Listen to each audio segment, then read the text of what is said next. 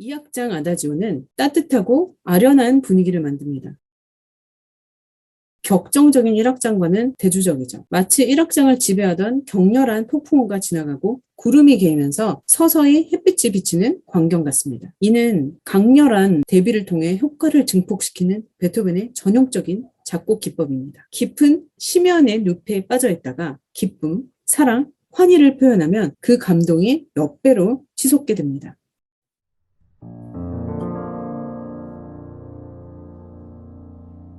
도입부는 간절한 기도를 표현하는 듯이 평온하고도 엄숙한 멜로디로 잔잔하게 시작합니다.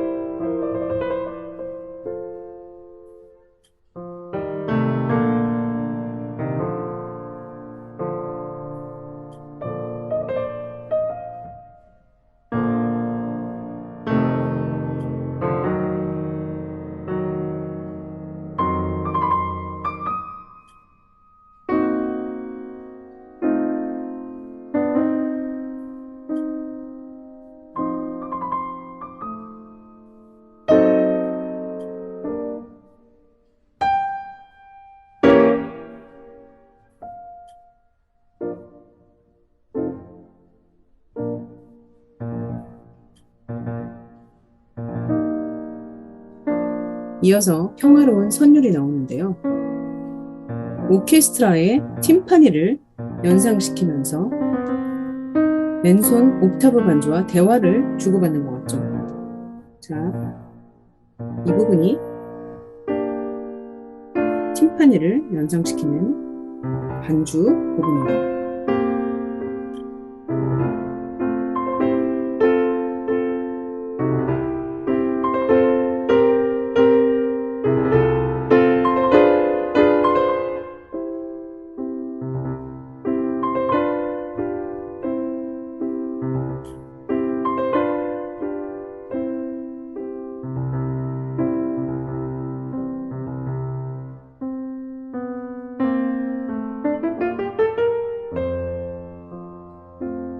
제2 주제는 매우 아름답고 다정한 선율로 펼쳐집니다. 그리고 마지막 종결부에선 지난 일을 회상하면서 잠에 드는 것처럼 악장이 마무리됩니다. 3악장은 아주 유명합니다. 소나타 17번이 유명해진 이유가 바로 이 3악장 때문이라고 해도 과언이 아닙니다. 많은 영화, 드라마, 애니메이션 등에서 3악장을 사용했습니다. 한국 영화 한여에서 이정재 배우가 3악장을 연주하기도 하죠. 이 악장은 처음부터 끝까지 화음을 분산시킨 펼친 화음으로 진행되기 때문에 아주 화려하게 들립니다. 그리고 주제의 슬픈 선율이 매우 아름답고 계속 반복되기 때문에 대중적으로 큰 사랑을 받는 것 같습니다.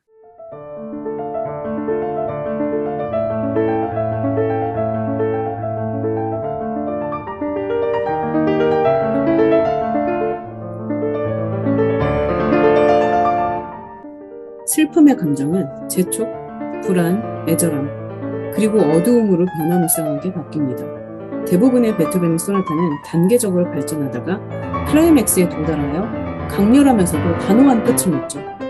그러나 이 소나타는 조금 다릅니다. 클라이맥스인 듯 아닌 듯한 상태를 반복하다가 결국에는 조용히 사라져서 폭풍이 소멸되는 것처럼 끝을 맺습니다. 베토벤은 일찍이 자신이 새로운 작품을 작곡할 때는 항상 머릿속에 어떤 이미지가 있어서 그것을 따라간다고 말한 적이 있습니다. 제자 체르니는 이 3악장은 한 갑옷을 입은 영웅이 말을 타고 끝이 보이지 않는 곳으로 달리는 모습을 반영했다라고 기록을 해놓았습니다.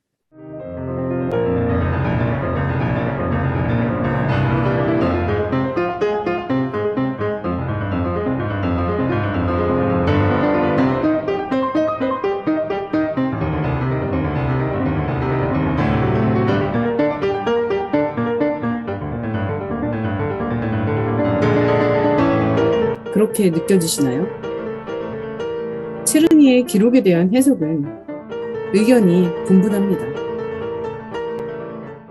하지만 베토벤이 정신적인 압박감과 육체적 절망감을 뚫고 만들어낸 이 악장이 우리에게 벅찬 감동을 주는 것만은 틀림없는 사실입니다.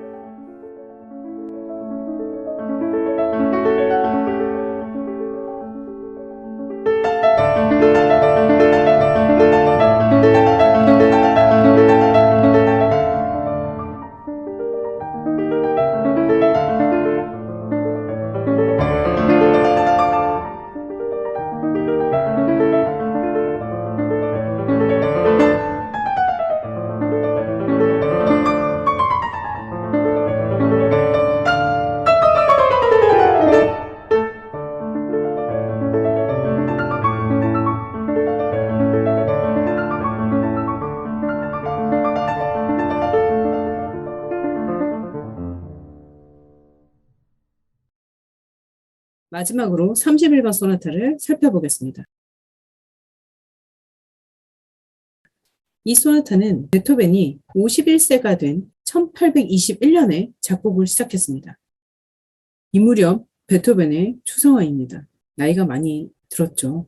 언제나 그렇지만 1821년은 베토벤에게 특히 힘든 한 해였습니다. 예전의 연인 사이였던 요세피네 폰 브룬스비크가 세상을 떠납니다. 베토벤은 엄청난 충격을 받습니다. 또 베토벤에게는 각별한 관계의 조카가 있었는데요. 이름은 칼 판 베토벤이었는데요. 베토벤은 일찍 사망한 동생의 아들인 칼을 자기 자식처럼 아꼈습니다. 사랑이 지나치다 보니 집착처럼 되었죠. 칼이 엄마와 베토벤의 사이는 최악이었습니다. 베토벤은 피아노에 재능이 없었던 조카를 위대한 피아니스트로 만들겠다며 오랫동안 사력을 다했다고 합니다. 사춘기에 접어든 조카는 관심도 없는 피아노를 하루 종일 치라고 하는 삼촌을 매우 부담스러워했습니다. 이러다 보니 베토벤은 또 외톨이가 되고 맙니다. 건강 상태도 안 좋았습니다. 류마티스 열에 걸려 고생했고 간경변으로 인한 황달로 생사를 오가기도 했습니다. 가장 큰 고통은 역시 청력 상실이었죠. 당연한 이야기지만 작곡가들은 피아노로 자신이 만든 곡을 쳐보면서 작업을 합니다. 하지만 베토벤의 청력은 점점 안 좋아지다가 31번 소나타를 쓰기 몇 년 전부터는 전혀 듣지 못하게 되었습니다. 이때부터는 소리를 상상으로 떠올리면서 작곡을 할 수밖에 없었습니다. 베토벤의 머릿속에는 피아노가 만들 수 있는 모든 소리의 가능성이 입력되어 있었고요. 그 소리들 중에 자신이 필요한 음을 골라서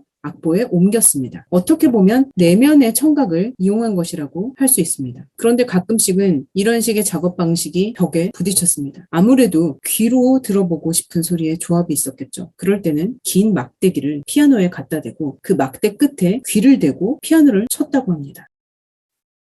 이렇게 생긴 막대기를 피아노에 대고 피아노를 친 거죠. 잘 아시다시피 피아노는 타악기입니다. 건반을 누르면 그 힘이 전달되어 피아노 줄을 때리죠. 그때 생기는 진동이 피아노의 표면을 타고 전달됩니다. 거기에 막대기를 대고 있으면 진동이 약하지만 전달이 되죠. 베토벤은 그 진동을 느끼면서 작곡을 했던 것입니다. 얼마나 힘들었고 답답했을까요? 잘 들려도 어려운 작업이었을 텐데요. 정말 경이로운 작곡가입니다. 그리고 또 사회생활도 거의 파탄 상태였습니다. 청력을 잃고 더욱 신경질적이 된 베토벤은 끊임없이 화를 냈습니다. 주변 사람들이 하나둘씩 떠나기 시작했죠. 베토벤의 청력을 잃었다는 사실을 알게 된 사람들은 베토벤이 음악을 무시하고 폄하했습니다. 귀가 안 들려서 저렇게 난해하고 연주가 불가능한 곡이나 만든다는 소문이 돌았죠. 함머 클라비어 소나타 같은 어려운 곡들이 그 예입니다. 베토벤은 이미 다른 작곡가의 곡들에 관심도 없다는 악평도 끊이지 않았고요. 또 베토벤은 제자들에게도 상처를 받습니다. 누구보다 가까웠던 제자 체르니조차 마지막 3개의 소나타가 기술적으로 지나치게 어려운 것은 스승의 청력 상실 탓이라며 평론가들에게 비판을 하고 다녔어요. 그리고 이 31번 소나타는 원래 20년 이상 아꼈던 제자 페르디난드 리스에게 헌정하려고 했습니다. 그런데 리스가 베토벤의 작곡 스타일을 도용했던 것을 베토벤이 알아내게 되죠. 베토벤은 극도의 배신감과 분노에 휩싸여서 헌정을 취소합니다. 베토벤은 평소 자신에게 많은 도움을 주었던 브렌타노 백작 부인에게 이 곡을 헌정하려고 했었는데요. 출판을 앞두고 갑자기 마음을 바꿔버립니다. 결국 피아노 소나타 31번은 아무에게도 헌정하지 않은 곡으로 남았습니다. 이 일화를 통해 당시 정신적으로 고립되고 피폐했던 베토벤의 상태를 짐작할 수 있습니다. 이 작품 31번 소나타는 베토벤이 자신의 감정을 아주 솔직하게 드러낸 작품이라고 생각합니다. 마치 베토벤이 고백을 하는 것 같습니다.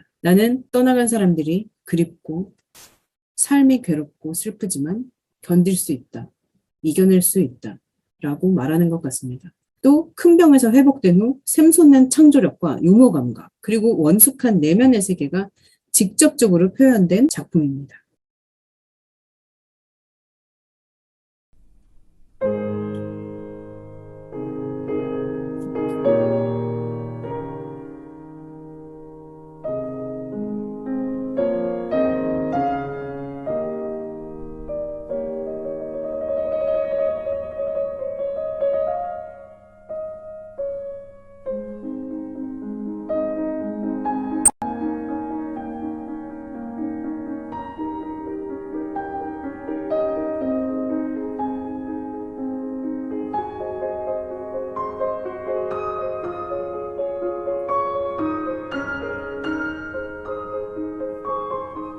베토벤은 악보에 보통 빠르기로 깊은 감정을 담아 노래하듯이 모데라토 칸타빌레 몰토 에스프레시보라고 명시해 놓았습니다.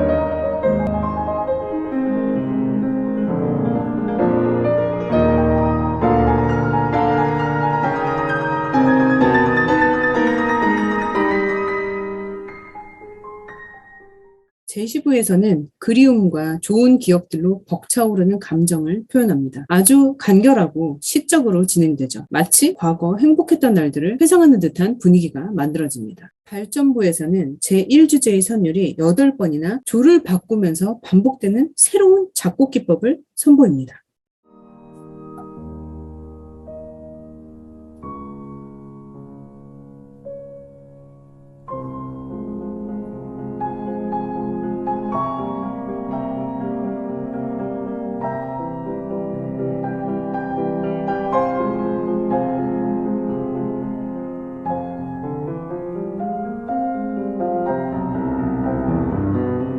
이건 완전히 새로운 시도인데요. 이전의 소나타에서는 비슷한 예를 찾아볼 수 없습니다.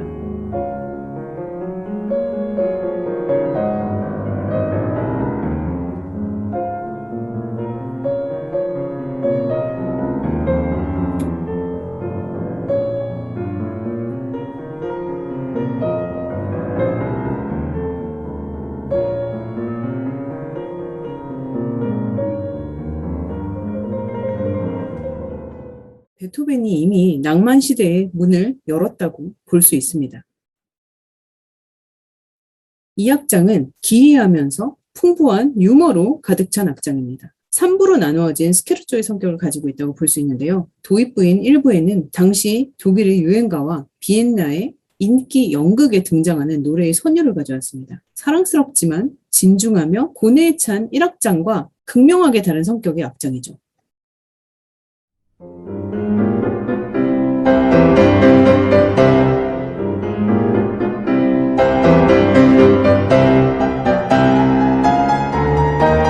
포르테와 피아노가 역동적인 대조를 이루면서 수수께끼 같은 분위기를 자아내기도 합니다.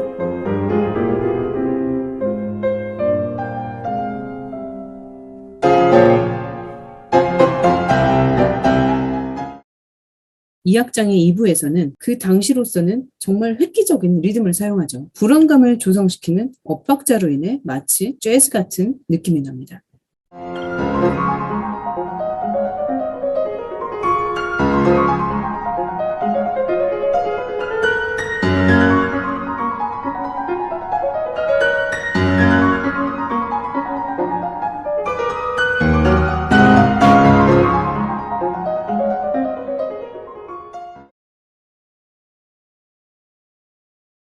삼악장은 어둡고 비관적인 독백 형식의 서주로 시작됩니다.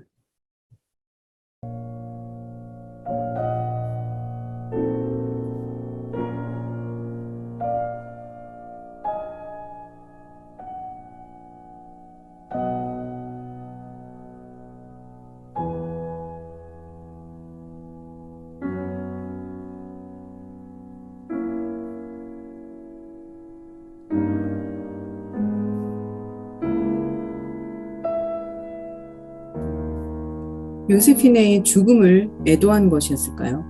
아니면 슬픈 일이 반복해서 일어나는 자신의 운명에 대한 원망을 표현한 걸까요?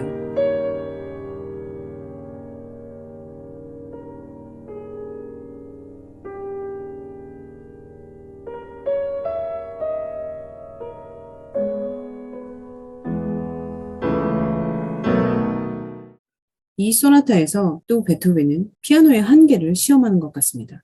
3악장 서주에 나오는 부분인데요. 다시 악보를 보시죠. 자, 이 부분입니다.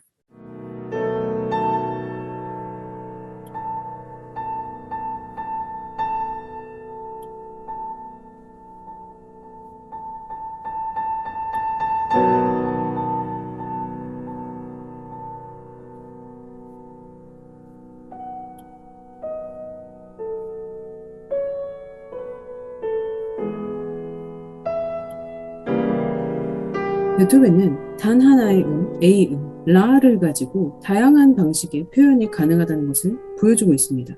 다르게 쳐야 하고 페달 2개를 동시에 사용해야 합니다. 여기서 베토벤은 직접 손가락 번호를 지정해 놓는데요.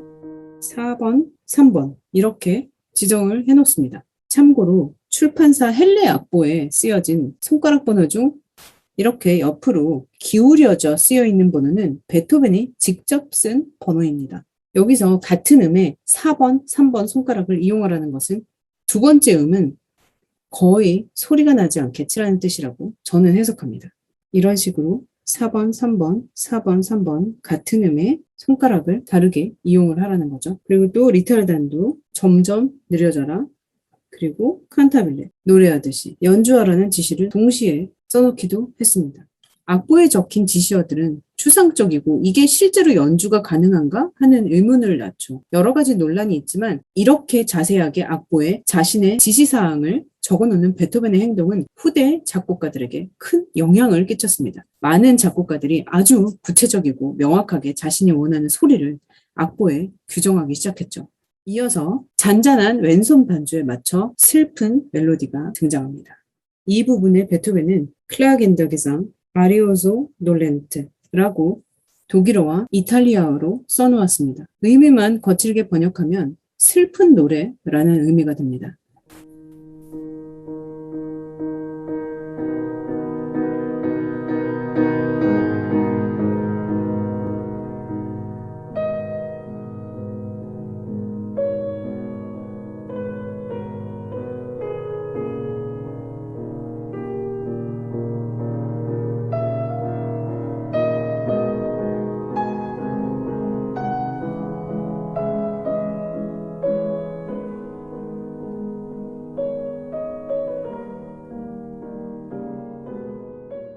놀렌테는 고통스러운, 슬픈이라는 뜻이고요. 아리오소는 바흐의 칸타타민, 바로크 음악에서 나오는 성악곡을 뜻하는데요. 3악장의 이 부분은 그리스도의 순환을 노래한 요한 세바스찬 바흐의 요한 순환곡에 수록된 Es ist vollbracht, 나는 다 이루었도다 에서 주 선율을 인용하였습니다. 이어서 등장하는 후가를 살펴보겠습니다. 잘 아시는 것처럼 후가란 같은 주제가 계속 다른 성부에 의해 모방되게 작곡되는 기법을 말합니다. 이것을 고전음악에 접목시킨 첫 작곡가가 베토벤입니다. 베토벤은 이 31번 소나타 외에 후가를 이용해서 여러 곡들을 작곡했는데요. 현악 사중주에서도 아주 멋지게 후가를 활용했습니다. 그런데 이 후가 부분은 연주하기 정말 까다롭습니다. 이 부분의 난이도가 너무 높아서 이 소나타의 연주를 포기하는 경우도 있습니다. 첫 번째 후가는 1악장 첫 구절에서 나왔던 주제로 진행됩니다. 잠시 들어보시겠습니다.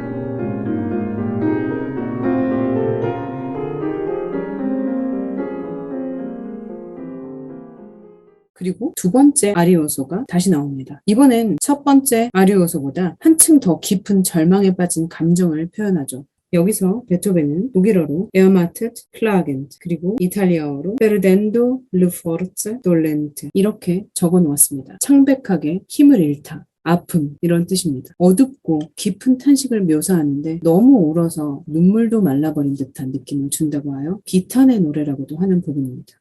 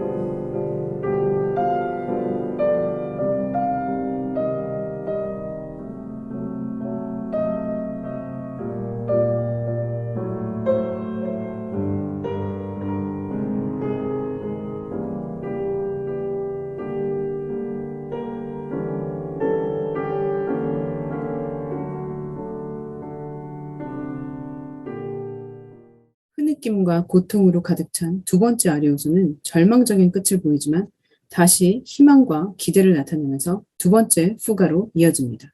두 번째 후가는 첫 번째 후가의 주제가 뒤집어진 형태로 진행이 되죠. 역행 후가라고 하죠.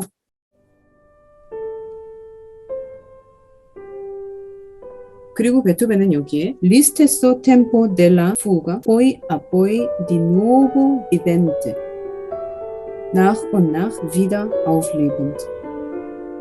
원래 후가의 템포로 돌아가라. 점점 다시 더 살아나라. 이렇게 적어놓았습니다. 아주 여리게 시작되는 마지막 후가는 마치 자기 자신을 위로하듯이 시작됩니다. 주제가 여러 가지로 변형되면서 즉흥 연주 형식으로 발전됩니다. 마지막 종결부는 후가의 주제가 멜로디가 되어서 서서히 클라이맥스로 향합니다. 결국 화려하고 웅장하게 후가 파트가 끝을 맺습니다. 이렇게 베토벤이 가장 힘든 시절에 작곡했던 피아노 소나타 3곡을 살펴보았습니다. 베토벤의 음악에는 자신의 삶이 아주 상세하게 묘사되어 있습니다. 자살 충동과 절망, 그리고 사람들에게 받은 상처 등 온갖 역경을 언제나 음악으로 극복합니다. 작곡가로서 끊임없이 새로운 길을 찾아내고 자유로운 형식을 추구하면서 베토벤만의 확실한 음악을 성립해냈습니다. 스스로 죽지 않으리, 다시 살아보리라, 그래도 괜찮다. 이렇게 되뇌이면서 우리에게 정말 위대한 유산을 남겨주었습니다. 베토벤의 음악을 듣고 있으면 인생과 고통의 관계에 대해서 생각하게 됩니다. 우리는 불행, 고통을 두려워하고 피해야 하는 일이라고 생각합니다. 평온한 상태가 정상이고 고통은 비정상이라고 무의식적으로 판단을 내리죠. 하지만 과연 그럴까요? 인간이 고통을 피할 수 있는 방법이 있을까요? 어쩌면 고통과 불행은 그 객관적인 크기가 크건 작건 받아들이는 개인의 입장에서는 모두 극한의 괴로움일지도 모릅니다. 고통의 시간을 견디다 보면 누구에게나 평등한 죽음의 시간이 다가옵니다. 그것이 인간의 숙명입니다. 그런데 이렇게 생각하면 너무 우울해집니다. 우리가 할 수 있는 일은 아무것도 없는 걸까요? 베토벤의 음악은 우리에게 힘을 줍니다. 멈추지 마라. 포기하지 마라. 아직 괜찮다. 정말 하고 싶은 일이 있다면 조금 더 해봐라. 분명히 다른 방법이 있다. 이렇게 말해주는 것 같습니다. 육체적, 정신적 고통을 끊임없이 겪어가며 그 아름다운 작품을 계속 써나갔던 베토벤의 강한 의지가 음악으로 전달되는 것이죠. 더 많은 사람이 베토벤의 음악을 접했으면 좋겠습니다. 더 많은 사람들이 베토벤을 통해 위로받고 힘을 얻었으면 좋겠습니다. 감사합니다.